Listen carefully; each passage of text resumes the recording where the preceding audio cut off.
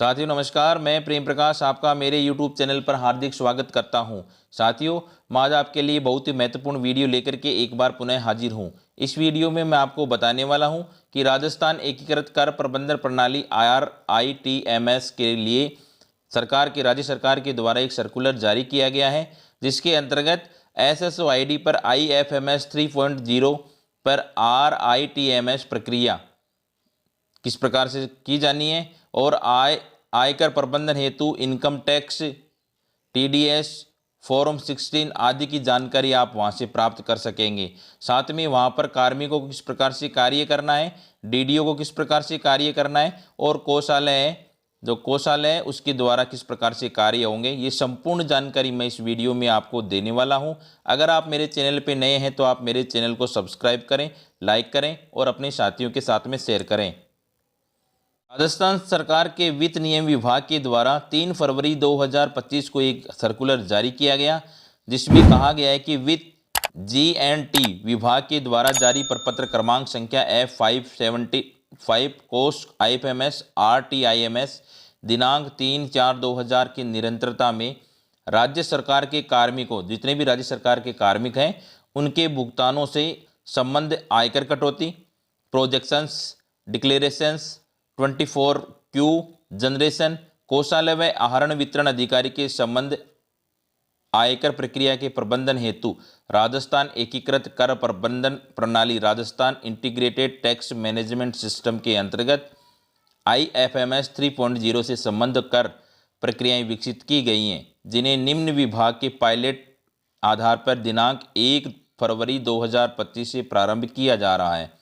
अर्थात जो RITMS है वो 1 फरवरी 2025 से प्रारंभ किया जा रहा है, जिसके अंतर्गत आप आयकर कटौती, अपनी प्रोजेक्शंस, डिक्लेरेशंस एवं 24Q जनरेशन, ये सभी कार्य आप कर सकते हैं। आपके द्वारा जो सैलरी के ऊपर आपका फॉर्म 16 है वो भी आप यहाँ से देख सकते हैं, उसमें किसी प्रकार की कोई त्रुटि हो तो आप संशोधन भी कर सकते हैं। दिनांक 1/4/25 से यह प्रक्रिया सभी विभागों में लागू हो जाएगी। 1 अप्रैल 2025 से ये सभी विभागों के अंतर्गत लागू कर दी जाएगी। राजस्थान एकीकृत कर प्रबंधन प्रणाली RITMS पर उक्त कार्य संपादन हेतु निम्नलिखित प्रावधान उपलब्ध होंगे। अर्थात ये कार्य कौन से मॉड्यूल में होंगे वो यहाँ पे बताने का प्रयास किया गया है। सर्वप्रथम यहाँ कार्मिक मॉड्यूल, जो कर्मचारी खुद अपनी SSOID खोल करके IFMS पे जाकर के वह इसी AWS पे जाकर के टैक्स के अंतर्गत टैक्स वाला ऑप्शन है वहाँ पर जाकर के RITMS एप्लीकेशन पर जाना होगा और कार्मिक के डैशबोर्ड पर निम्नलिखित फंक्शनलिटी उपलब्ध होंगी। ये कार्य वहाँ पर आपको डैशबोर्ड पे दिखाई देंगे, जिसमें सबसे पहला आता है माई इनकम। माई इनकम में आपको दिखाई देगा, इसमें कार्मिक को वित्तीय वर्ष के दौरान, जिस भी वित्तीय वर्ष की आप देखना चाहते हैं उस वित्तीय वर्ष के दौरान प्रोजेक्टेड इनकम कि आपकी संभावित जितनी इनकम है वो यहाँ पे शो होगी एवं टैक्स की जानकारी उपलब्ध होगी और उसके ऊपर कितना टैक्स बनता है वो यहाँ पे दिखाई देगा।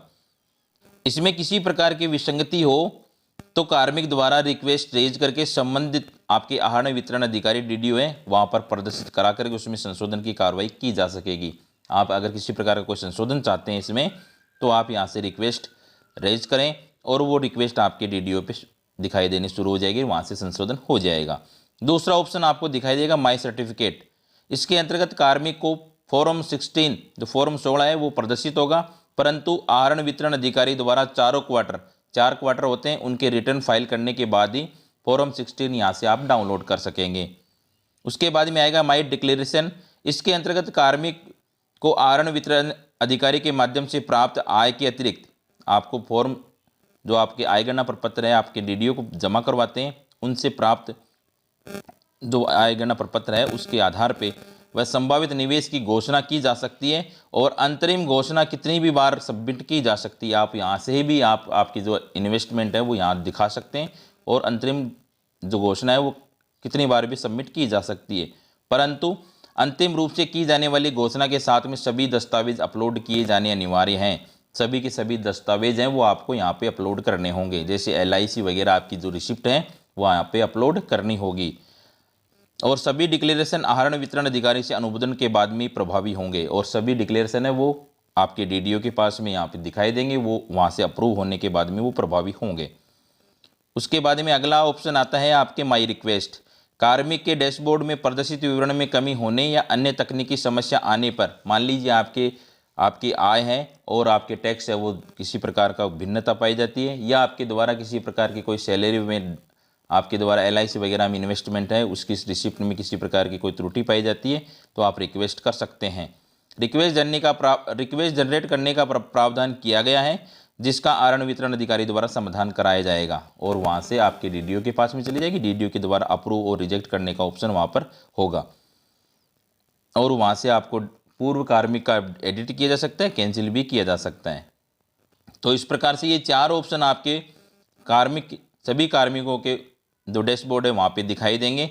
अब ये इनके ऊपर ही आपको कार्य करना है। अब जो आय गणना प्रपत्र आप फिल करते हैं वो अब यहाँ से ही फिल किया जाएगा, आपको ऑफलाइन भर करके देते हैं वो आपको नहीं जमा करवाना होगा। उसके बाद में आय आहरण वितरण अधिकारी है वो क्या कार्य करेगा, तो वो यहाँ बताया गया है कि आहरण वितरण अधिकारी द्वारा कार्मिकों की जो रिक्वेस्ट है उसको अप्रूव करेगा या रिजेक्ट करेगा। अप्रूव और रिजेक्ट करेगा, वहाँ पर रिक्वेस्ट दिखाई देगी IFMS 3.0 पर। आहरण वितरण अधिकारी को किसी प्रकार की तकनीकी समस्या होने पर रिक्वेस्ट रेज की जा सकती है। अगर मान लीजिए डीडीओ को भी किसी प्रकार की कोई तकनीकी समस्या आती है तो वो भी अपनी रिक्वेस्ट रेज कर सकते हैं और आहरण वितरण अधिकारी द्वारा उससे संबंधित कार्मिकों को बिल और उनका स्टेटस चेक किया जा सकता है। उनके बिल और उनका स्टेटस सभी यहाँ पर चेक किए जा सकते हैं डीडीओ के द्वारा। डीडीओ के द्वारा ही के पक्ष में कोषालय द्वारा जमा आयकर व वास्तविक कटौती का कंपैरिजन देखा जा सकता है। शायद डीडीओ के ऊपर ही आपके द्वारा कोषालय में के द्वारा जो आपका सैलरी से टैक्स कटा है वो, और साथ में कितना जमा हुआ है और वास्तविक कटौती कितनी की जानी है, दोनों का कंपैरिजन भी यहाँ दिखाई दे सकता है। साथ में 24Q और 26Q रिटर्न्स जनरेट किए गए फार्म 27A और file validation utility FVU file तैयार की जाएगी। 24Q 26Q रिटर्न जनरेट किए जाकर पहले यही जनरेट किए जाएंगे, उसके बाद में फॉर्म 27A साथ में FVU file validation utility file तैयार की जाएगी। और जो ये फाइल वैलिडेशन यूटिलिटी फाइल है वो NSDL साइट पर अपलोड की जा सकेगी। जो ये फाइल तैयार की जाएगी और इसी कोई NSDL की साइट पे अपलोड किया जाएगा, जहां से आपके प्रत्येक कर्मचारी के जो इनकम टैक्स पैन कार्ड है वहां पर इनकम टैक्स है वो शो प्रदर्शित हो जाएगा। आहरण वितरण अधिकारी के लिए MIS रिपोर्ट का भी प्रावधान किया गया है। यहाँ पर MIS की रिपोर्ट भी आप देख सकेंगे। उसके बाद में कोषालय में क्या कौन कौन से मॉड्यूल होंगे, क्या क्या कार्य होंगे, वो यहाँ पे संक्षिप्त में बताने का प्रयास किया है। कोषाधिकारी द्वारा RITMS संबंधित समस्याओं के लिए रिक्वेस्ट रेज की जा सकती है तथा उसका स्टेटस चेक किया जा सकता है। RITMS संबंधी जो भी समस्याएं वो रिक्वेस्ट रेज की जा सकती हैं, साथ में उनका स्टेटस भी वहाँ से चेक किया जा सकता है। कोषाधिकारी द्वारा IFMS 3.0 व राजकोष पर कार्मिक से संबंधित TDS की समीक्षा मिलान की जा सकती है। IFMS 3.0 पर और राजकोष पे दोनों पे कितना TDS कटा है वो दोनों की समीक्षा और उनका मिलान भी किया जा सकता है। TDS की समीक्षा के बाद में एरर वैलिडेशन किया जाएगा। उसके बाद में 24G FVU विकल्प के माध्यम से फाइलेबल 24G रिटर्न जनरेट और डाउनलोड किया जा सकता है। उसके बाद में FVU फाइल NSDL की साइट पे अपलोड की जा सकेगी और कोषालय के द्वारा भी FVU जो फाइल है वो डाउनलोड करके वहाँ से NSDL की साइट पे अपलोड की जाएगी। 24G रिटर्न फाइल करने के बाद में कोषाधिकारी को रिटर्न डिटेल में आयकर विभाग से प्राप्त एनक्लोजमेंट नंबर को अपडेट करना होगा और जब वो फाइल अपलोड करेंगे तो कोषाधिकारी को रिटर्न डिटेल के जो उनकी इनकम टैक्स रिटर्न है वो आयकर विभाग से प्राप्त जो एनक्लोजमेंट नंबर है वो वहाँ पर अपडेट करने होंगे। रिपोर्ट और डाउनलोड के विकल्प के माध्यम से किसी भी माह त्रैमास का चयन कर MIS रिपोर्ट देखी जा सकती है। रिपोर्ट के अंदर डाउनलोड्स में आप वहाँ पर ये ऑप्शन होगा, किसी भी महीने की, 3 माह की या क्वार्टर की, ये सारी रिपोर्ट वहाँ पे देखी जा सकती है। राजस्थान एकीकृत कर प्रबंधन प्रणाली पर कार्मिक आहरण वितरण अधिकारी एवं कोषाधिकारियों को उपलब्ध प्रक्रियाओं का विस्तृत विवरण एनेक्जर A पर भी उपलब्ध है। मॉड्यूल वाइज यूजर मैनुअल संबंधित मॉड्यूल पर उपलब्ध कराया गया है।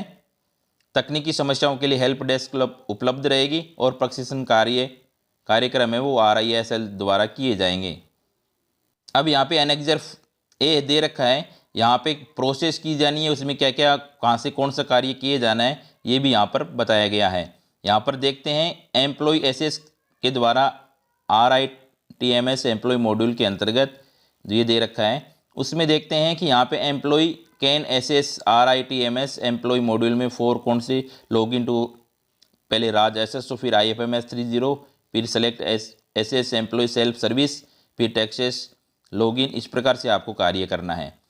इसकी PDF भी मैं आपको यहाँ इस वीडियो के डिस्क्रिप्शन में आपको अटैच कर दूंगा, आप वहाँ से देख सकते हैं।